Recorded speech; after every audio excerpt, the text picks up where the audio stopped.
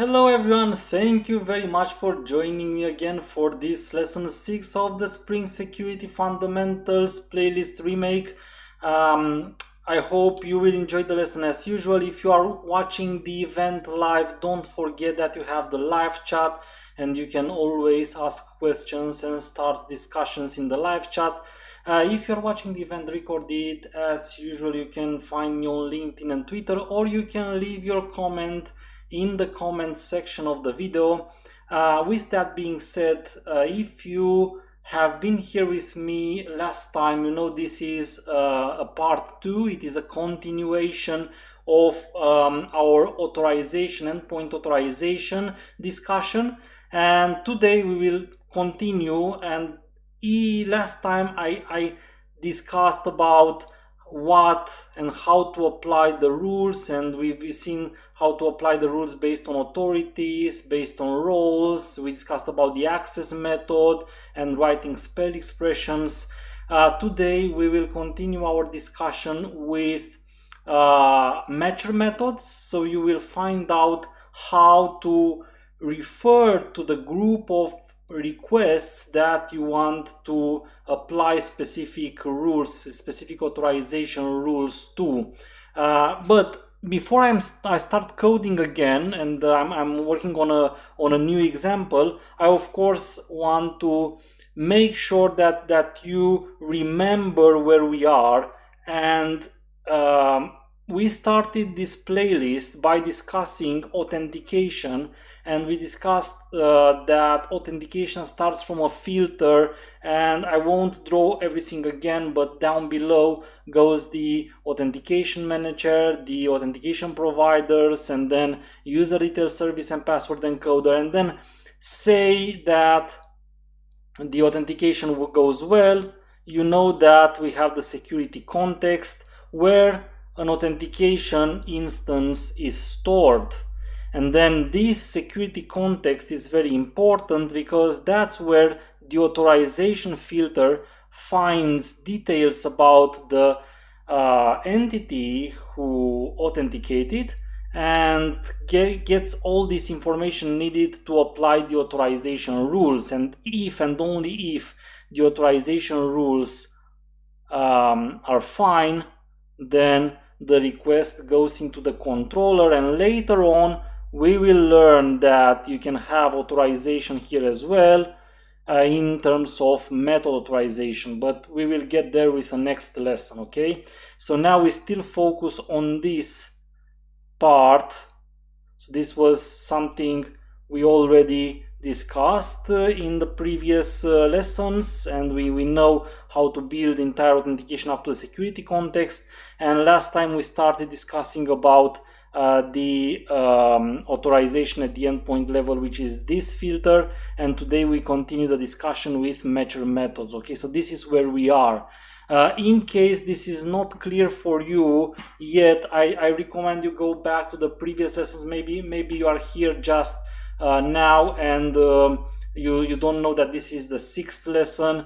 If you are a new joiner on this channel and you might need more details about things that we have already discussed, please go back to the first lessons and make sure that you know very well the details we discussed there before going into this lesson. Otherwise you might find it difficult. Okay, that being said, here is actually what we discussed last time, but let me create a separate project because I want to take everything from the beginning and with this occasion repeat some of the things that we've done, but this helps pretty well to memorizing the stuff. And I will call it 2022 C6 and example 1. So this is the name. This is how you will find it on my GitHub account later. Link will be always in the comment section and in the description section of the video. And I'm creating a web application, and I of course need Spring Security. Potentially I will need Lombok, so let me add that as well. And I'm not connecting to any database. Again, I'm still only discussing endpoint authorization, and I want to allow you focus only on the endpoint authorization. So let me just create a simple endpoint and discuss about matcher methods in this video rather than complicating things and adding databases and stuff like that. After we finish with authentication and authorization, my plan is to make a recap exercise where we apply everything that we have learned, and that will be a more complex application, and we will apply there everything in terms of authentication and authorization, including a connection to the database. That's something that we already discussed in terms of authentication in one of the previous lessons. Okay, but today, as we said, let's focus on endpoint authorization, specifically on matcher methods, and we will discuss about mostly MVC matchers, ANT matchers. I will make a comparison between MVC matchers and ANT matchers, and then I will tell you that Regex matchers also exist, but it's very unlikely that you will very often encounter them in real-world projects, because, well, let's say that in 99.99% of the cases, MVC matchers are what you need.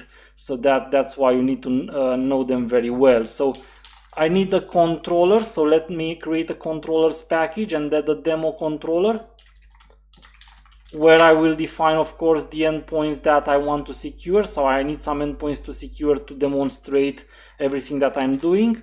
So very simple, I'm creating a REST controller, and then I will be simply adding string test1, and let's say this is a get mapping.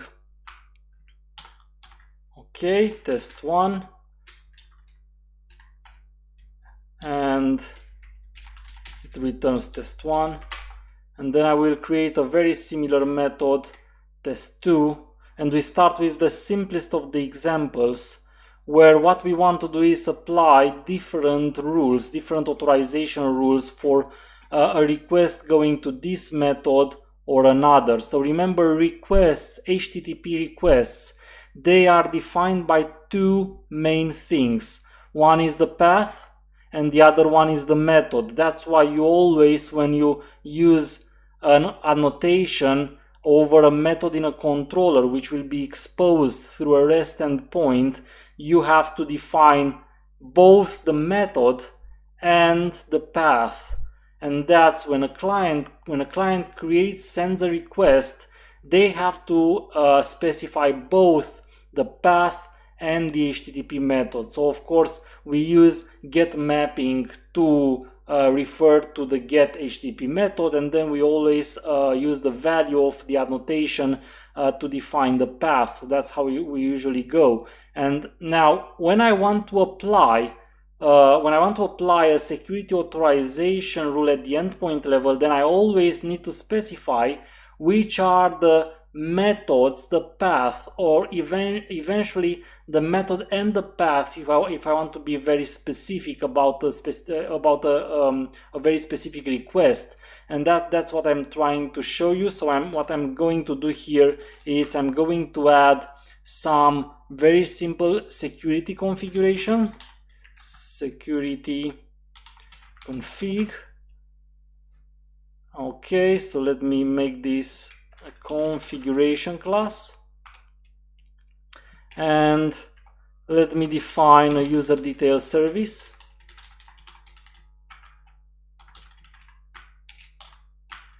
And because we want to be very quick, I'm just going to add an in-memory user details manager here. So new in-memory user details manager, which will be in the end the bean that we record in Spring's context. That's why I added the bean annotations.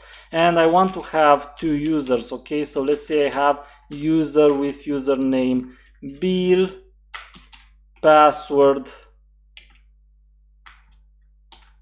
12345, authority read, and I'm building it. And then second user John, which will have a different authority. Remember that these authorities, they reflect into the granted authority contract. and they are the same from the technical point of view. They are the same with roles. We discussed this in the last lesson. How are they basically the same?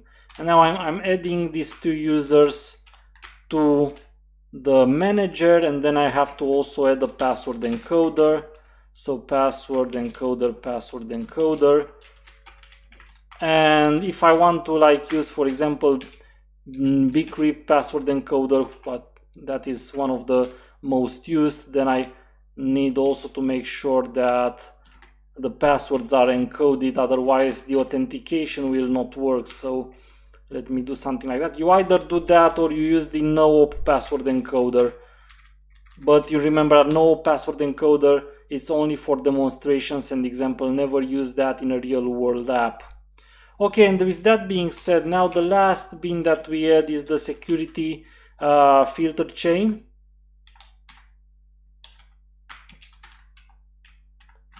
Of an HTTP security. And we create it as a bin in the context, of course. And that's where we return, we say we want to have authentication done with HTTP basic and authorize requests. And when we authorize requests, then we can say any request authenticated. And I'm going to start from here and build.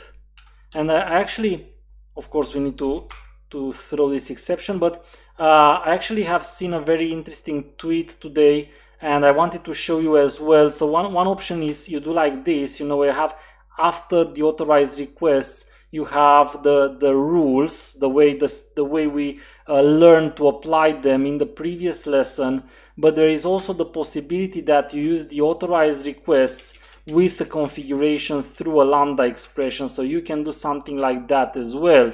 Say any request authenticated. So you will see some developers prefer the approach where they write the rules immediately after authorized requests, like on the HTTP security, but you will also find developers who prefer applying the requests like this, like through a configurer and as a lambda expression given as a parameter to the authorized requests. So if you see something like this, don't get worried, it's absolutely the same thing. Now I don't want to get you confused, so let me continue applying the same approach that I used previously, but just wanted to mention that in case you see that, again, the configuration is the same, so don't get confused about that, because it's the same thing. Here it is. Okay, so you already know what this means. Now we have everything authenticated, and in the last lesson you learned that here you can say, for example, permit all, or you can say deny all, or you can say has any authority, has any role, has authority. You already know all these things. What I want to show you today is not what it's on the right of this expression, but what it's on the left of the expression. And whatever you write here, say authenticated, for example, would be one of the things that you can write here. You always need to, before that, specify to which request the rule applies. And if you say any request, like we did in the previous lesson, that means you apply that rule for all the requests. But usually that's not the case in real world applications, because you want to have different requests for different paths or different methods with different approaches. And one of the things I will do here, and I will try to refer to the path and say test 1 and test 2, okay? And depending on the path, I would like to apply different authorization rules. So how do I do that? The easiest way is, and the recommended, is use MVC matchers.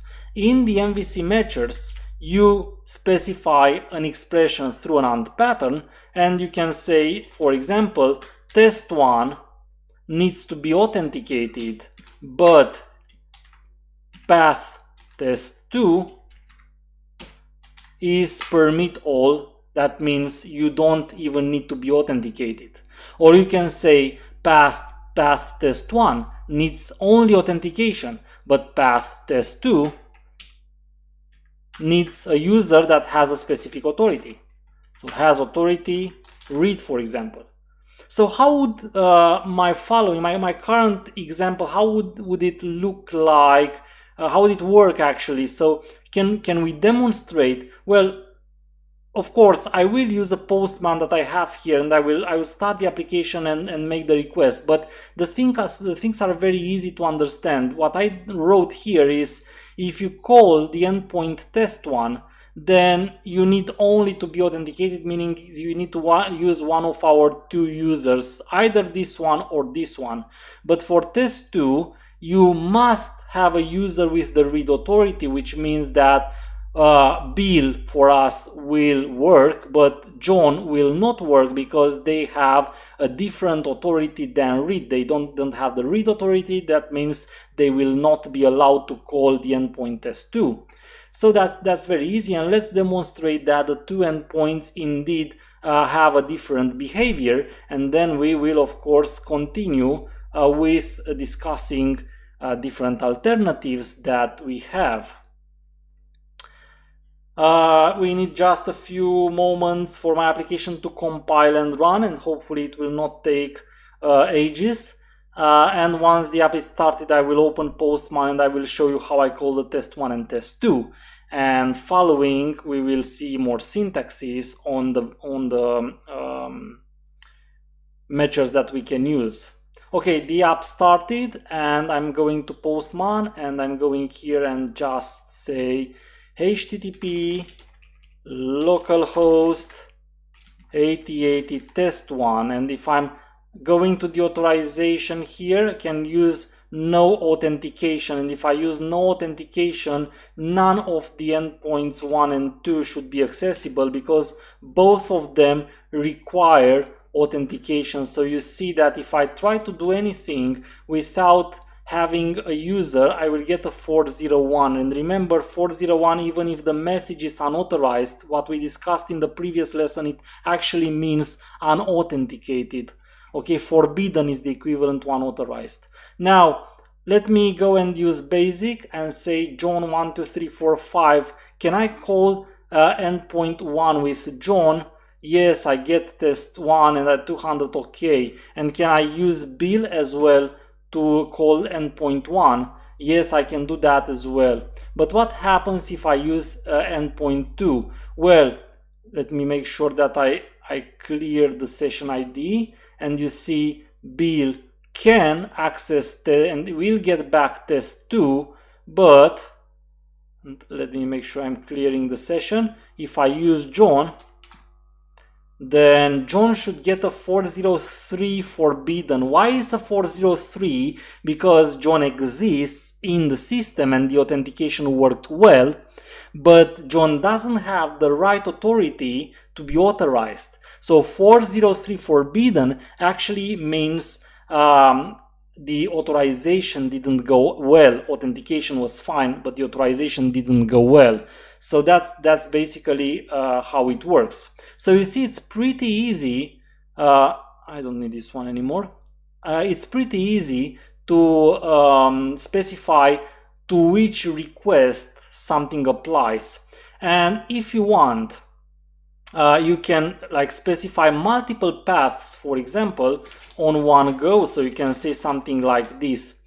But what happens, and what you will usually see, is that the approach of having multiple patterns manually specified in the MVC matchers method is not really something you will find pretty often in real world examples. Why is that? Is because usually, very often, specific groups of use cases need the same authorization rule. So in my case, I can say that this authority read, the way I named it, it will usually apply to a group of multiple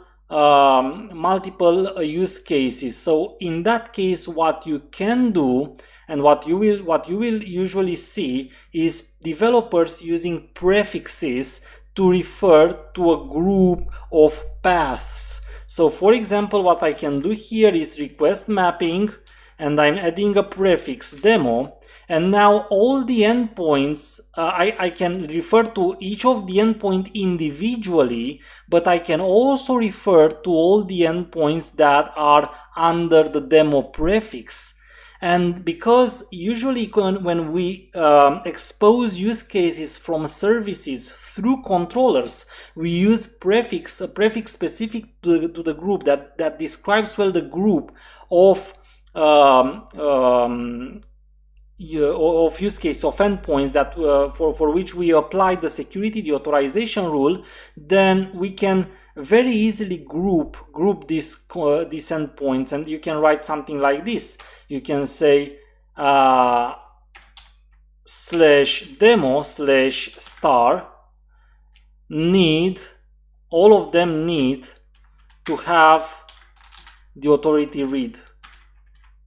Okay, and that means both my endpoints, because both of them are prefixed with /demo, this /demo ** means any path, doesn't matter how long it is, after demo. You also have the option to use only one star. When we use only one star, it means only one path. And I advise you look through ant expressions, so try to find ant expressions to see exactly which are your possibilities, but the idea is pretty simple. Usually you will either use ** to refer to something with a prefix, but you can do something like /demo /anything /* something, okay, which means any, so only this one, okay, so means any endpoint starting with demo and then having the word anything and then having anything here and then having something at the end will apply.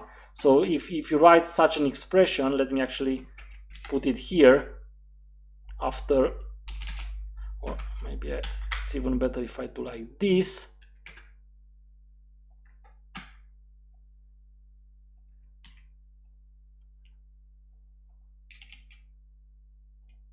That's interesting. No, let's actually do it. It's easier to make it like this. Okay, so this is, for example, for the path demo anything abc something will apply. So this works well for this path. Another path that works well would be demo anything demo anything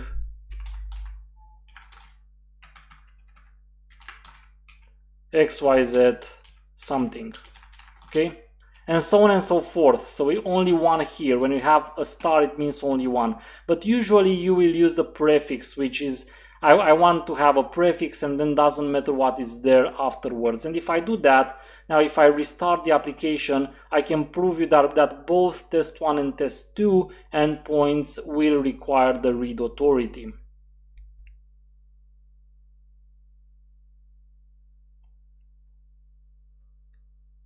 So is there any way you can include the authority in a postman call so you will get 200?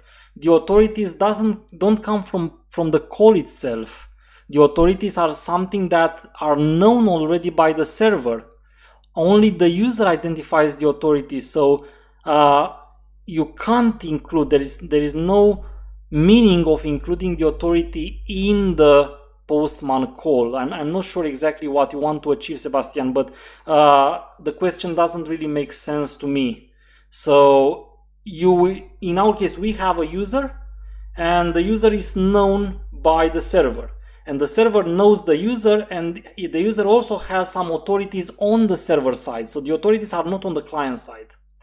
So I can't send them through a postman because they are not on the client side. It's not the way it works. I'm not sure exactly if that was your question.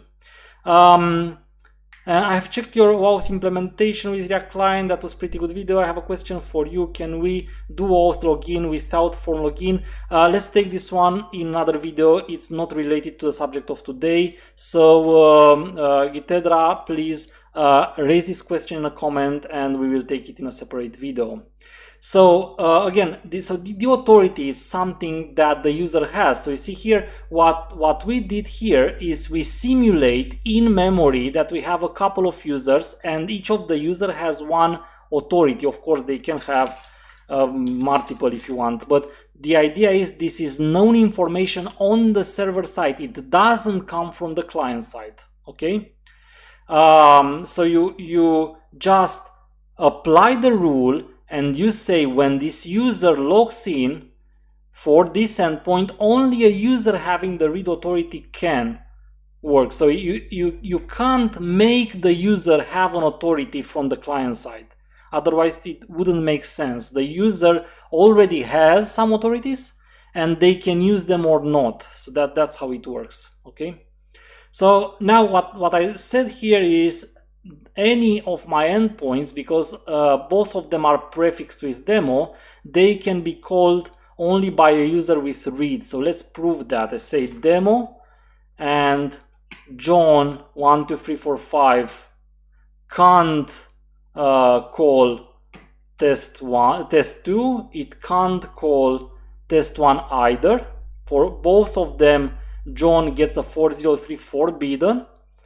But Bill should be able to call both of the endpoints because Bill has the authority read. So the rule applies well for Bill, okay?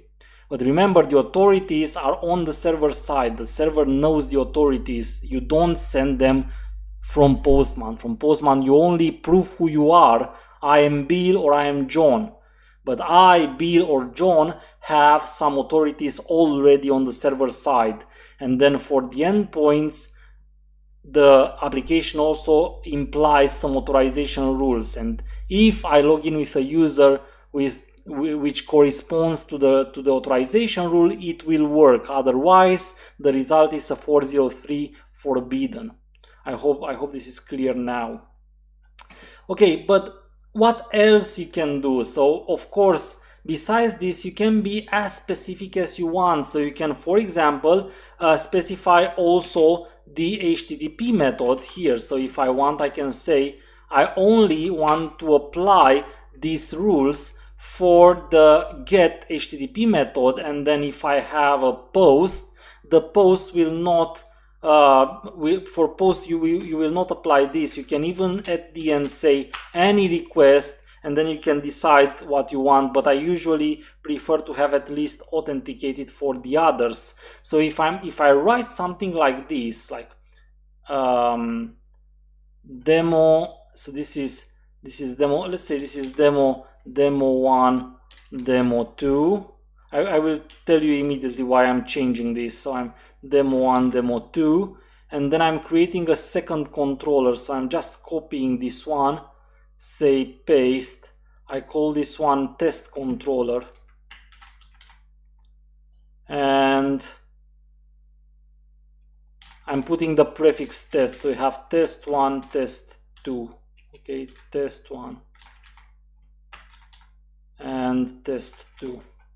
So now what I will show you is that I can apply separate rules per prefixes. So I can say all the gets from demo will need authority read, but anything else that is in demo or that is not a get will only require authentication. And maybe we can even add a post method here, but for the post method I will have to do something that I can't explain you how it works now, because it will be in one of the next lessons, and that something is called CSRF. So what I will do here is something like CSRF, and CSRF disabled, and I will also write here, don't do this in real world apps, meaning never disable your CSRF protection. This is this is a cross-source request forgery protection, which is protection against an attack that I will discuss in detail in one of the next lessons, because it requires some time and it's outside of the today's subject. But as an idea, theoretically, you can disable this protection. Practically, you shouldn't do that. Sometimes you need to disable the protection for some endpoints, but then you do it in a different way with a different method that is called ignorant matchers. Never do CSRF disable like this, because disabling completely the CSRF mechanism can introduce vulnerabilities in your application.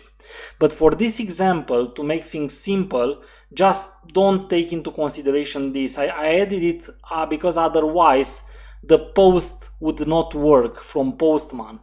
So by default, the CSRF protection protects against calling any mutating operation like post, put, delete from outside of the web page itself for which is destined. So that's why I had to add this line here. But you can simply, for this lesson, don't mind it. Just remember that is not something I would do in a real world app, because I don't want to teach you anti-patterns. I don't want you to go out there and say, hey, we added this in our project because that's how we saw on Laurentius' YouTube channel, and I don't want you to do that. Okay, so don't take this as an example. It's just for our demonstration now, and I'm now going to test, and what you will see is that everything in test can be accessed by John, and the post which is in demo should also be able to be accessed by John, but any read, any get on demo prefix will only be accessible by Bill.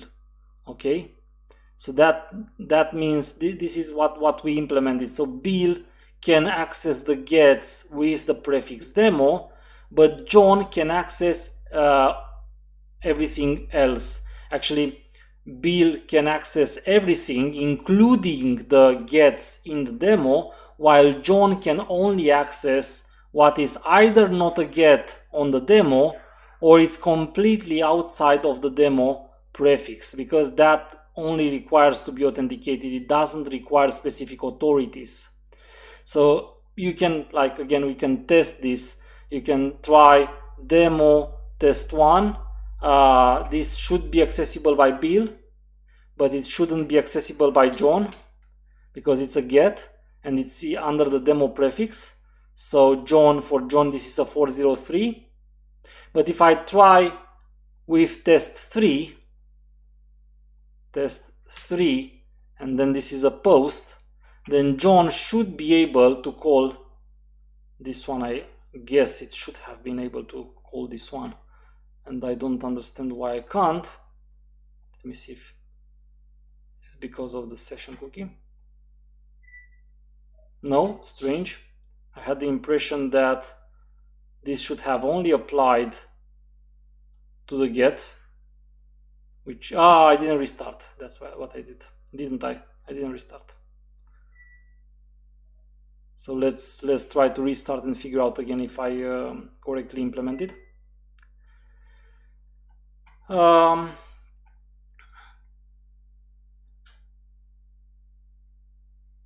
Few more seconds. Started.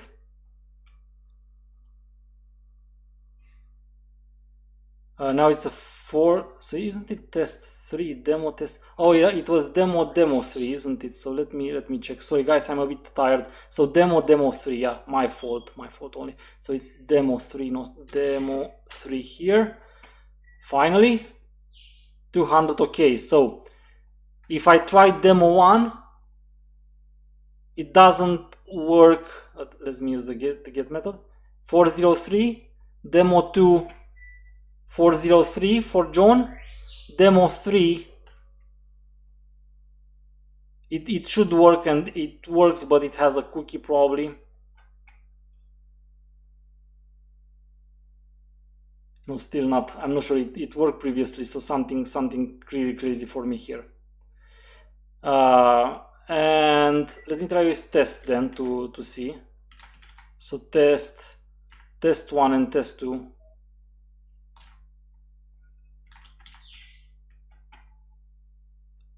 Okay, 200 okay, and test 2 okay. So why isn't demo 3 not working then? Because that's strange a bit, isn't it? So you would expect that demo 3 works as well with a post. Oh, because I didn't use the post method. That's my fault, guys. Yeah, it's working fine. So it's as I thought. It's just me being tired. So it didn't work previously because I tried it with get, but we don't have demo 3 get method. We only have a post method, but because it was a get, it didn't even reach to get that 405 method forbidden, because get it's automatically rejected for John. So if I try to change it to a get and I send, I will get a 403, which is fine, is correct, because all the gets are already rejected from the authorization filter, because that's what we said here. We said get, it's only if you have the authority read. So that acts exactly as we expected. Okay, so John will be able to call the post endpoint, fine, will be rejected for any get, and even if demo 3 doesn't even exist, John will be rejected and they will not see it doesn't exist, because to see that it doesn't exist, it would have to get to the controller, but the request doesn't even reach the controller because it's already rejected by the authorization rule. So that's why it works like this. So all the gets here on the demo prefix, they are rejected with 403 for John. But if I try with Bill should be able to access all of them. So see demo 2, demo 1, and even the demo 3 with a post will be accessible. If I use demo 3 with a get, you remember that for John we had a 403. I don't think that for Bill we will have a 403. We will either have a 405, which is method not allowed, or a 404, which is not found. 405, which is method not allowed, makes sense because the path exists, you know. And the fact that Bill and John gets different statuses is because when Bill made the request, the request went over the filter, the authorization filter, because the rule is fine for them, so they go over the authorization filter. But then the application sees that the endpoint is not defined to act with a get but with a post, and it automatically returns this 405, meaning method not allowed, meaning you have such an endpoint, but it's not defined to work with a get but with a post. But in case of the other user, it was completely rejected from the beginning. Well, my web app is not stateless. Yes, because I have the question, can you explain why JSession ID cookie is generated? It is indicating that the web app is not stateless. Yes, in this case, my web app is not stateless, which means that the way I defined it by default, which is the default, it keeps track of the session and the session ID. But you can configure this from the application properties file if you really want. I think I have an example in the Spring Fundamentals playlist about that. Okay. But that's not the subject for today's video. Let's get back and focus on what's for interest for us for today now. And I proved you how you can only use the paths, that you can use ant expressions to refer to groups of requests. I can tell you that you can even refer only to the method. That's something that's not really often found in real world examples, but you can do that if you want, and it's the same thing. But knowing all this, you already know how to work with most of the cases. So using MVC matchers, you can specify the path, the paths, or using a prefix, or using ant expressions, the prefix of a specific path. You can even apply rules to the path and the method if you want to be more specific. You can have as many rules as you want. And that's already probably what you will use in 99% of the cases. Now, I want to tell you what not to use. It's very important to also remember what you should not use. And that's ant matchers. So be very careful with ant matchers. And I will today show you why you should be careful with ant matchers. So let me actually comment this out and comment this out as well. And I will use ant matcher, and I want to apply a rule, and for any request I will say permit all later. Now see the difference. I've started the video showing you what you should use, which is MVC matchers. Now I will show you how ant matchers work, and I will tell you why it's more risky to use ant matchers. This is a very important subject, because if you will search on examples with Spring Security out there, you will see a lot of examples with ant matchers. Why is that? It's because ant matchers were there from the very beginning of the first version of Spring Security. So if you try to find something on a search engine as Google, for example, the search engine usually shows you the articles and pages that are better indexed, and that tends to be also with examples that are older. So if you will search for examples with Spring Security, very often you will find ant matchers being used. Now let me show you why I don't recommend developers today to still use ant matchers. They seem to work the same as MVC matcher, but there is a trick. So do you see this example the way I created it? What does it tell us? It tells us that for the endpoint demo test 1, which is one of our, it's test 1. So test 1. For our endpoint test 1, which is one of the endpoints that we created, you need to be authenticated. Okay? Fine enough. Let's try to test it and see if this applies. So I'm restarting the application now, and then I will use Postman to call test1 without being authenticated. So I'm just going here, I'm going to no authentication, and I will try to call the test1 send, and we get the 401, which means unauthenticated. Now if I'm going to add one more slash, just that, I can access it. And this is huge. This is huge, because if I don't have the slash, the rule applies. If I have the slash, the rule doesn't apply. Did you know that? Are you working with ant matchers? If yes, did you know that you need to be specific with all the configured MVC paths. Otherwise, you might get into the vulnerabilities where you think you have applied an authorization rule over an endpoint, but you didn't. This is a huge vulnerability. And this is something I saw years ago in real applications. That's why I recommend you MVC matchers.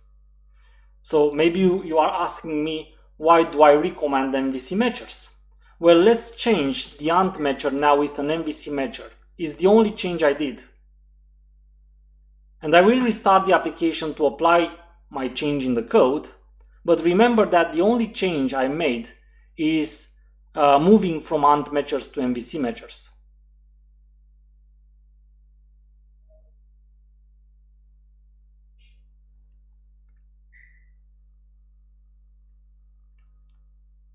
And then I'm going back and I'm trying to make the same experiment with no authentication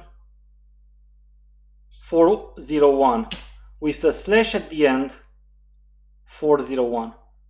So you see how much of a difference is using MVC matcher versus ant matchers. Of course, ant matchers, they are not bad, but you need to know that you have to specifically here add all the paths that have been configured by the MVC servlet. So in some cases there are more than this. In some cases you have self-configuration of the project, but in some cases you have custom configuration where you might have like specific suffix or prefix, and you can, for example, have test1 and test1 JSP or something like that, or HTML or XHTML acting as being the same page, because you can configure that in the MVC. But you know what the problem is that ant matchers don't know about that, and if you only write the endpoint, then all the aliases of that endpoint will not be protected. Did you know that? Now go back to your applications and see if you are doing this mistake. You might be surprised. The easiest way to get rid of this vulnerability is use MVC matchers. Because using MVC matchers, that's why it's named MVC matchers. It applies to all the MVC configured prefixes and aliases of the same path, which means that it's enough you refer to one of them and it will apply to all of them like this. That's why for the MVC matchers, the slash at the end didn't cause a problem. So be very careful with ant matchers. If you would ask me, my recommendation is always use MVC matchers, get rid of your ant matchers. And I know it's difficult because sometimes you start by learning ant matchers just because you find a lot of examples there on the internet of that, but you should not use ant matchers. Third thing, and the last I would like to tell you, and that's how we end this part 2 and the lesson for today, is telling you that you also have the possibility to use regex matchers. The third type of a matcher method Spring Security offers is by using regexes. And you know what a regex is. It's a regular expression. We all know probably how regular expression look like. The regex matcher basically allows you to apply based on a regex on the path the authorization rule. It's something you will you'll most likely not even see in production apps. But if there is something that the ant expressions can't do, because you see that both MVC matchers and ant matchers, but again MVC, that's what you need to use, they use ant expressions to refer to paths and groups of paths for identifying your requests. If there's something like identify a path that has a phone number in the path, or I don't know, something, I'm just saying something stupid now, okay, it's just as an idea.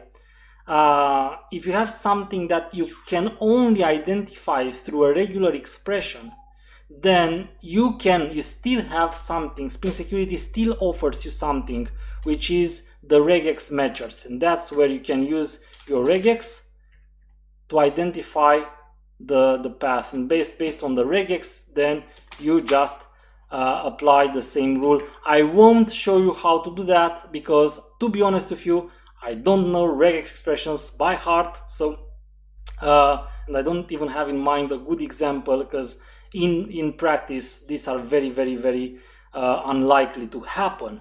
But just for you to know and remember, in case there's something on the path that can't be identified with matchers, the last savior is using regex, and you can use regex, and that's basically the most powerful thing you can use, because with regex you can literally do anything. You can literally identify any kind of spring. Of course, sometimes we have to write a regex like that.